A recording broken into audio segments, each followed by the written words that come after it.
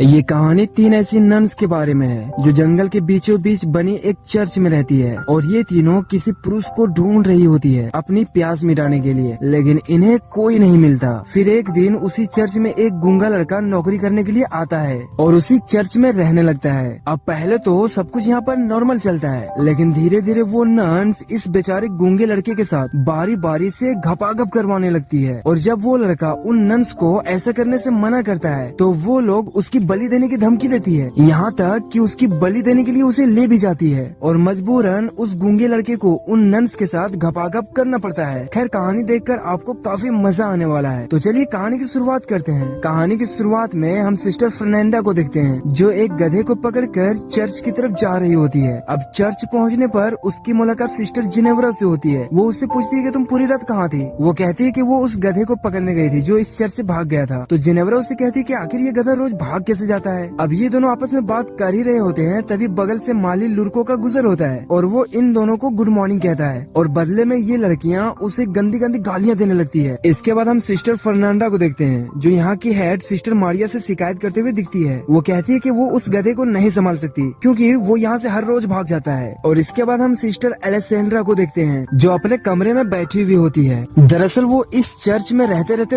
पक चुकी थी और बाहर जाकर अपनी जिंदगी का एंजॉय करना चाहती है। अब अगले दिन उसके फादर इलेरियो उससे मिलने के लिए चर्च में आते हैं। वो कहते हैं कि उसके लिए कोई भी लड़का नहीं मिल रहा है क्योंकि लड़के वाले बहुत ज्यादा दहेज मांगते हैं। इस पर एलेसेंड्रा उससे कहती है कि अगर वो चर्च में डोनेशन देना कम कर दे तो शायद दहेज देने का पैसा बच सकता है। अब ये सुनकर उसके फादर उसे साफ मना कर देते हैं। अब अगले दिन हम इन तीनों सिस्टर्स को कहीं जाते हुए देखते हैं और तभी वहाँ पर माली लुरको फिर से आ जाता है और वो उन सिस्टर्स को हवस भरी नजरों से देखने लगता है। अब ये तीनों यहाँ तो पहले उसे गाली देती है, उसके बाद वो लोग उसके जम के धुलाई करते हैं। इसके बाद हम फादर तोमासो को देखते हैं जो सिस्टर के बुने हुए कपड़ों को लेकर मार्केट में बेचने के लिए निकल पड़ता है। अब रास्ते में फादर की मुलाकात उसी ठरकी माली लुरको से होता है। यहाँ पर लुरको फादर से कहता है कि अब वो चर्च में काम नहीं करेगा क्योंकि उन सिस्टर्स ने उसे बहुत मारा और उसे बहुत गंदी गंदी गाली भी दी है। यहाँ पर फादर उससे काफी रिक्वेस्ट करता है। वो कहता है कि अब ऐसा नहीं होगा, लेकिन लुरको उसका एक नहीं सुनता और यहाँ से चला जाता है। इसके बाद हम लॉर्ड ब्रूनो को देखते हैं जो अपनी वाइफ के साथ बैठकर लंच कर रहा होता है। यहाँ पर वो अपनी बीवी को अपने युद्ध की कहानी बता रहा होता है, लेकिन उसकी बीवी का ध्यान पास में खड़े उसके नौकर मसीडो पे रहती है और इन दोनों के बीच में नैन मटक्का चल रहा होता है, लाइन मार रहे होते हैं एक दूसरे को। अब रात को ये दोनों घापाघप करने के बाद एक दूसरे से बात करते हुए दिखाई देते हैं। यहाँ पर फ्रांसिस्का मसीडो से कहती है कि ब्रूनो से कुछ नहीं होता और उसका बहुत छोटा है और वो मुझे बिल्कुल भी खुश नहीं कर पाता। अब यहाँ पर मसीडो उससे कहता है कि चलो तुम्हें खुश करने के लिए एक और राउंड मार लेते हैं। अब ये लोग यहाँ पर घपाघप करना स्टार्ट कर देते हैं, लेकिन किस्मत खराब यहाँ पर लॉर्ड ब्रूनो आ जाता है। अब इससे पहले कि वो देख पाता कि उसकी बीवी के साथ कौन घपाघप कर रहा है, मसीडो खिड़की से कूदकर यहाँ से भाग जाता है। अब लॉर्ड ब्रूनो उसका पीछा करते करते नौकरों के कारखाने तक आ जाता है। अब यहाँ पर मसीडो सोने का नाटक करने लगता है। अब यहाँ पर लॉर्ड ब्रूनो सभी नौकरों के सीने पर हाथ रखकर देखता है और जो अभी दौड़कर आया होगा उसे पता चल जाएगा। अब जैसे ही वो मसीडो के सीने पर अपना हाथ रखता है तो उसकी धड़कन बाकी सभी नौकरों से काफी तेज होता है, लेकिन अंधेरा होने की वजह से वो उसे नहीं पहचान पाता कि वो कौन है। इसीलिए वो मसीडो का थोड़ा सा बाल काट लेता है और कहता है कि सुबह होते ही उसे पता चल जाएगा। अब लॉर्ड ब्रूनो के जाते ही मसीडो उठ जाता है और यहाँ मौजूद सभी लोगों का बाल थोड़ा थोड़ा काट देता है। अब सुबह होते ही लॉर्ड ब्रूनो उस गद्दार नौकर को सजा देने के लिए आता है, लेकिन यहाँ पर मसीडो की चालाकी से वो किसी तरह बच जाता है। इसके बाद हम क्वीन को देखते हैं जो फिर से अपनी हवस मिटाने के लिए मसीडो के पास जाती है। यहाँ पर मसीडो अपना काम कर रहा होता है और तभी क्वीन खुलेआम मसीडो के साथ चुम्माचाटी करने लगती है और ये सारा नजारा ऊपर खड़े लॉर्ड ब्रूनो देख रहा होता है और वो अपने सैनिकों को उसका गोटियों के साथ साथ सब कुछ काट लाने के लिए कहता है। ना रहेगी बात ना बजेगी बांसुरी। अब मसीडो यहाँ से अपनी जान बचाकर जंगल की तरफ भागने लगता है। अब जंगल में मसीडो फादर तोमासो को देखता है जो कि काफी नशे में होता है, जिसकी गाड़ी पलट गई होती है और वो नदी में अपने सारे बह रहे कपड़ों को जमा कर रहा होता है। अब यहाँ पर मसीडो उसका हेल्प करता है। अब फादर उससे इम्प्रेस होकर उसे अपने साथ चर्च ले जाता है और रास्ते में वो उसे समझा देता है कि तुम गूंगे बहरे होने का नाटक करना, नहीं तो वहाँ की सिस्टर तुम्हें 2 दिन से ज्यादा नहीं रहने देंगी। इसके बाद ये दोनों चर्च पहुँच जाते हैं। अब अगली सुबह फादर मसीडो को सिस्टर मारिया से मिलवाता है। यहाँ पर पहले तो वो उसे चर्च में रखने से मना करती है, लेकिन फादर तोमासो के बार बार रिक्वेस्ट करने से वो उसे यहाँ नौकरी दे देती है। अब अगले दिन यहाँ पर मसीडो काम कर रहा होता है, तभी यहाँ पर सिस्टर फर्नांडा आ जाती है और मसीडो पर वो अटैक कर देती है और उस पर एक हथियार तानकर उसके बारे में पूछताछ करने लगती है।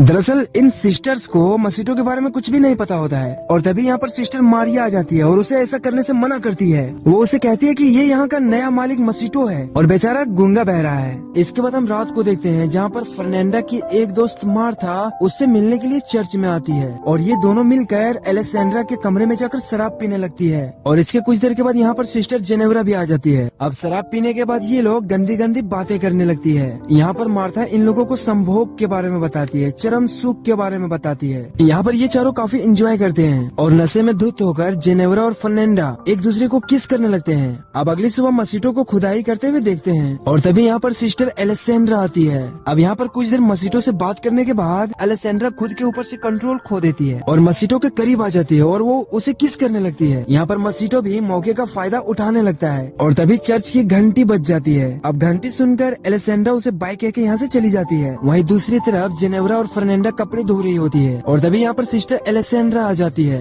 यहाँ पर ये लोग रात की बातें कर रहे होते हैं और तभी फर्नांडा उससे पूछती है कि आखिर तुम्हारे कपड़े इतने गंदे कैसे हो गए। एलेसेंड्रा उन लोगों से कहती है कि वो जो गूंगा माली आया है ना, वो उसके गड्ढा खोदने में मदद कर रही थी ना, इसीलिए। अब ये सुनकर जेनेवरा और फर्नांडा को बिल्कुल भी यकीन नहीं आता क्योंकि उन्होंने इससे पहले एलेसेंड्रा को काम करते हुए कभी नहीं देखा था। अब एक दिन जेनेवरा फर्नांडा और मार्था को जंगल जाते हुए देखती है और वो भी छुपकर उन लोगों का पीछा करने लगती है, जहाँ पर वो दोनों कुछ जड़ी बूटी मिला के बेलाडोना बना रही होती है। दरअसल दोस्तों, बेलाडोना उस जमाने में एक पौधे को कहा जाता था। उन लोगों का मानना था कि उसका सेवन करने से मर्दों को अपनी तरफ अट्रैक्ट किया जा सकता है। यहाँ पर मार्था फर्नांडा के आंखों में बेलाडोना के कुछ बूंदे डाल देती है और उसकी उंगली में छोटा सा कट लगाकर उसके खून को पीने लगती है और ये सारा तामझाम वहीं पर छुपी जेनेवरा सब कुछ देख रही होती है। इसके बाद फर्नांडा और मार्था मसीटो के कमरे में जाती है। यहाँ पर मसीटो सो रहा होता है। यहाँ पर मार्था और फर्नांडा अपनी हवस बुझाने में लगी होती है। यहाँ पर मसीटो भी उनका साथ देने लगता है। अब अपनी प्यास बुझाने के बाद ये दोनों यहाँ से चली जाती है। अब अगली सुबह यहाँ पर बिशॉप आता है और वो चर्च का इन्वेस्टिगेशन करने आया होता है। अब यहाँ पर फादर और सिस्टर मारिया उसे चर्च का दौरा कराने के लिए ले जाते हैं। अब मौका देखकर मसीटो एलेसेंड्रा के कमरे में आ जाता है और उसके साथ घपाघप करने लग जाता है। अब ये लोग यहाँ एंजॉय कर ही रहे होते हैं, तभी इस कमरे में एक बुढ़ी नन आ जाती है। अब उस नन को देखकर मसीटो के मुंह से ओ शिट निकल जाता है। अब ये सुनकर एलेसेंड्रा काफी ज्यादा हैरान हो जाती है। अब यहाँ पर फटाफट से अपने कपड़े ठीक करके वो उस नन का हेल्प करने लग जाती है और मसीटो वहीं पर उस पलंग के नीचे छिप जाता है। यहाँ पर इन दोनों की किस्मत अच्छी होती है कि वो बुढ़ी बहरी नन्स इन लोगों को रंगरेलियां मनाते हुए नहीं देखी थी। अब मसीटो खिड़की से कूदकर यहाँ से भागने ही वाला होता है, तभी यहाँ पर सिस्टर मारिया बिशॉप को लेकर आ जाती है और मसीटो फिर से वापस पलंग के नीचे छिप जाता है और इन सभी के जाने के बाद वहाँ से निकल जाता है। वहीं दूसरी तरफ हम जेनेवरा को देखते हैं जो उन लोगों को देखकर खुद से बेलाडोना बना रही होती है और वो पागल उसे अपने आंखों में डालने के बजाय थोड़ी सी पी लेती है, जिसके बाद उसका दिमाग घूमने लगता है और इसके बाद वो एक चाकू से अपने हाथ में एक कट लगाती है और उससे निकल रहे खून को अपने गालों में लगा लेती है। इसके बाद एलेसेंड्रा मसीटो के कमरे में जाती है और वो उससे पूछती है कि आखिर उसने झूठ क्यों बोला कि वो गूंगा है और तभी यहाँ पर सिस्टर जेनेवरा आ जाती है।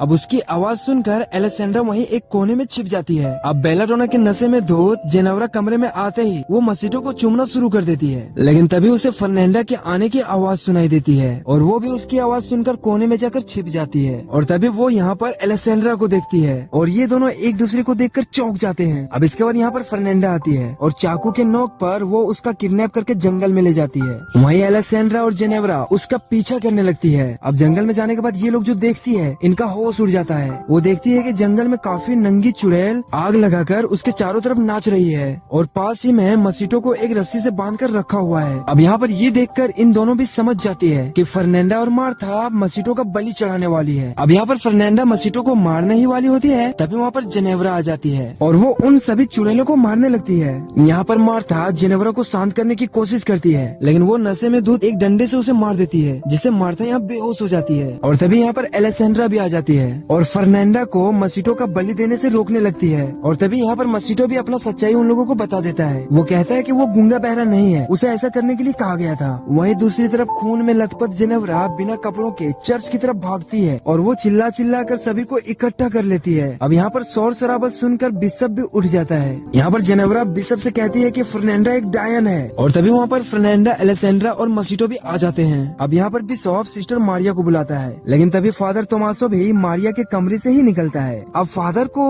मारिया के कमरे से निकलते हुए देख सब लोग हैरान हो जाते हैं। अब अगली सुबह हम बिशप को देखते हैं जो इन सभी को किए की सजा सुना रहा होता है। वो फादर तोमासो को एक मॉन्क बनाकर दूसरे चर्च चर्च में ट्रांसफर करवा देता है, जहाँ पर सिर्फ मर्द रहते हैं, वहाँ औरत अलाउ नहीं है। वहीं मसीटो को लॉर्ड ब्रूनो के हवाले कर दिया जाता है, जहाँ पर वो उसे काल कोठरी में बंद कर देता है। वहीं हम इन तीनों हॉर्नी सिस्टर्स को देखते हैं, जो अपने किए हुए गलतियों का माफी मांगते हुए देखते हैं। अब इन तीनों को मसीटो को काफी चिंता हो रही होती है। वहीं दूसरी तरफ मसीटो काल कोठरी में अपना सजा काट रहा होता है, और तभी यहाँ पर सिस्टर्स आती है और वो मसीटो को सिस्टर वाली कपड़ा पहना देती है। अब यहाँ पर ये लोग मसीटो की जगह एक पुतला रख देते हैं, जिसकी वजह से उन सैनिकों को लगता है कि मसीटो यहीं पर है। इसके बाद हम इन चारों को देखते हैं, जो एक आजाद पंछी की तरफ जंगल में भाग जाते हैं, और यहाँ पर मसीटो काफी ज्यादा खुश होता है, क्योंकि जंगल में मंगल होने वाला है भाई साहब। वहीं दूसरी तरफ सिस्टर मारिया का मुलाकात जंगल में भटक रहे फादर तोमासो से होती है। अब यहाँ पर ये दोनों एक दूसरे को देखकर काफी खुश हो जाते हैं, लेकिन तभी इन लोगों को सिस्टर और मसीटो के आने की आवाज आती है, और आवाज सुनकर ये दोनों यहाँ पर छिप जाते हैं। और उन लोगों को यहाँ से चले जाने के बाद ये लोग यहाँ पर किस करने लग जाते हैं, और ये कहानी यहीं पे खत्म हो जाती है। गाइस, अगर आपको वीडियो थोड़ी सी भी अच्छी लगी हो तो वीडियो को लाइक करके चैनल को सब्सक्राइब जरूर कर देना। और दोस्तों, अगले एक्सप्लेन कौन सी मूवी में करना है ये आप हमें कमेंट में बता सकते हो।